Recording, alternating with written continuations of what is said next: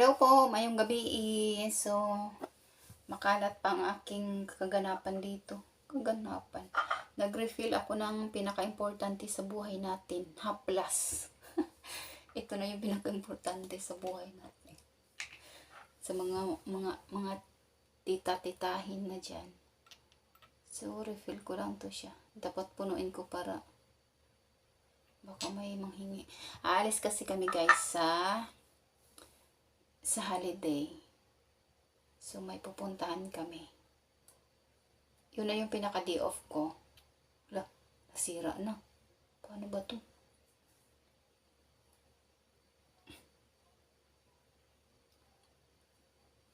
Ay, yun. Yan, puno na. Ito yung Cobra Vine. Binigay ito na Gina dati pa. Tagal na to sa akin. Hindi pa siya marami pang laman. Hindi kasi ako naglalagay. Naglalagay lang ako nito pag sobrang sakit na talaga yung likod ko at saka yung mga balikat ko. Yung parang mag-frozen na talaga siya. Yung hindi ko na kaya yung sakit. Tsaka ka lang ako naglalagay. So, ganyan na siya. Ito na yung dadalhin ko. Baliktad na tayo. Imbes pabango, haplas na yung dalhin natin. Pero may pabango din tayo, of course. So, tingnan nyo yung kaganapan ko dito sa buhay ko sa loob. Makalat pa siya. Yan. Yan yung mga pinag-prepare ko para dalhin ko. Yan, dalhin ko yan. Yan, blower ko na yan eh. Tagal na din to sa akin. So, mag-continue lang ako ang tawag dito. Continue lang ako maghanda ng aking dadalhin or magpapak lang ako. Kunti lang yung dadalhin ko bukas. Bukas ako aalis ng hapon. Kasi yung ibang mga gamit ko is nandun na sa Pasig. So, pagdating ko doon, papapak na naman ako ulit kasi ang mga ibang damit ko is nandun lang. Kunti na lang yung gamit ko dito. So, dito, may t-shirt ako. Tapos, yung mga underwear ko, ilagay ko muna yan dyan.